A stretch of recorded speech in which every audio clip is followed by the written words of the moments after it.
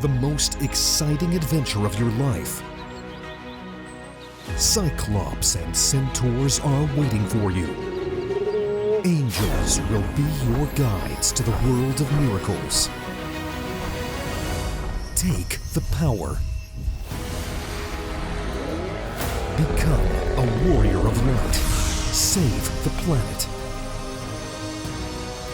Learn the secrets of little green men and life on other planets. How the gods create your destiny, and is it possible to change it? All the mysteries of humanity, life and death, angels and spirits in the animated masterpiece Life After Life.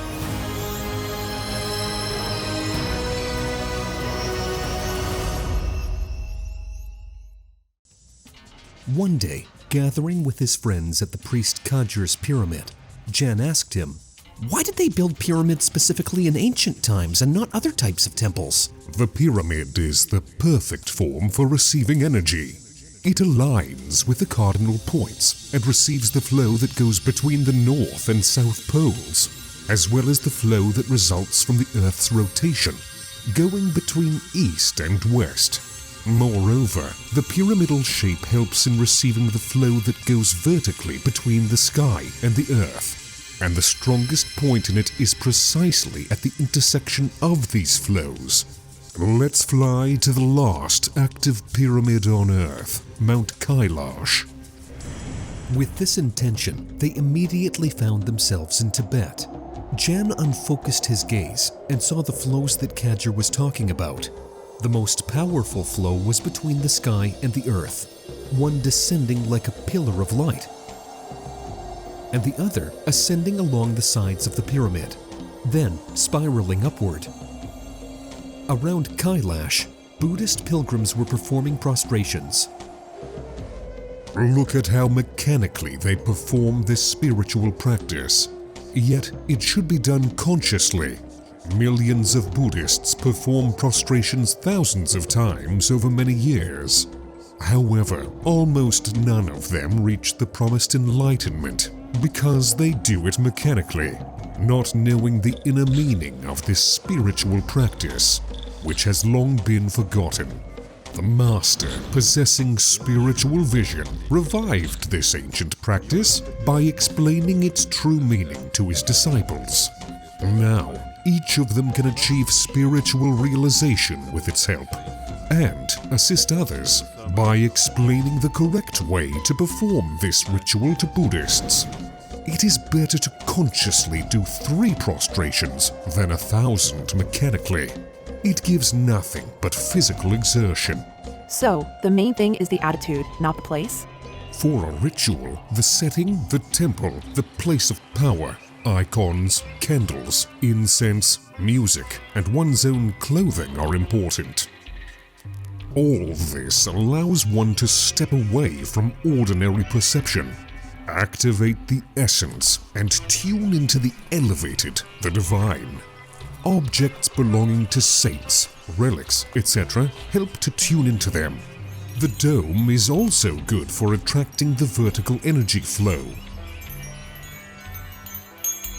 The aliens from Sirius, for instance, had temples in the form of a hemisphere. They built such a temple in Atlantis when they launched civilization. This temple later collapsed during the fall of Atlantis. And there will never be anything like it on Earth again? Objects, people reincarnate, and now the time has come for the great temple to be incarnated. It was also in our world of the dead, in the world of the past, and now it has transitioned to the world of the future. Currently, it only has a mental body, but soon it will acquire other bodies. And when the stars align in the sky, its incarnation will begin. It is like a cloud. At first, any incarnating phenomenon is merely an idea, an energy body like cirrus clouds. But when this idea enters the minds of beings who will incarnate it, it is filled with emotions, then with their energy, and acquires denser bodies. Thus, this cloud turns into a rain cloud and materializes as rain. This is how the process of materialization occurs. They flew to the world of the future and saw there what appeared to be misty, blurry forms of future things and events. That's why it's difficult to see the future, as many of its events are not yet formed and are in the most subtle levels. Often, the future comes to us in symbolic forms in dreams. But then they descended to slightly denser layers and saw more distinct objects and events ready for incarnation. There it is. Look. Oh, what a wonder! It is beautiful. They began to examine the temple with interest. The top was white, symbolizing God. Then came a rainbow, and the bottom was black, representing the unfinished, imperfect world. The rainbow symbolized the 7 levels of existence. The temple had 4 entrances on the cardinal points, protruding from the hemisphere. Each represented one of the 4 paths: the fakir, the monk, the yogi, and the tantric. On the rainbow, the world was depicted. The dark purple color represented the night sky with constellations and galaxies, gradually transitioning into blue and light blue, symbolizing the sky. There were clouds, the sun, the moon, and birds flying in it. Green represented the forest with trees from different regions of the earth. On the meadows, animals roamed, flowers bloomed, waterfalls flowed, and lakes reflected all the beauty of the forest. This symbolized God's creation. Yellow was the desert, with ancient cities, pyramids, the temples of Khajuraho, and others. Ziggurats, sphinxes, and yurt-like houses symbolized human activity. The desert represented the world of people, which was symbolic. Below, red and orange depicted tongues of flame, symbolizing the energy that moves the entire world and its transient nature. The entrances were on a slight elevation, and below them, on the black part, there were images of hell and the underworld as imagined by different people. Staircases led to the entrances, indicating that religion is above ordinary life, and if it mixes with it, it turns into politics, jihad, crusades, inquisition, a pretext for repressions and wars, the foundation of human misconceptions and prejudices. There were 7 steps, each with a chakra symbol, representing the octave and 7 chakras through which the spirit ascends to merge with God. As they examined the interior of the temple, they felt an amazing state of grace and peace.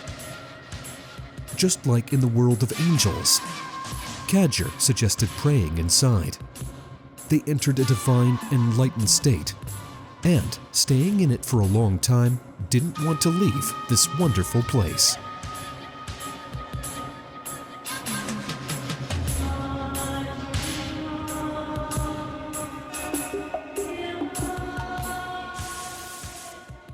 In our extreme times, when the fate of the entire planet is at stake, it is crucial for the knowledge of angels and benevolent spirits to spread as quickly as possible, globally, and reach thousands of people.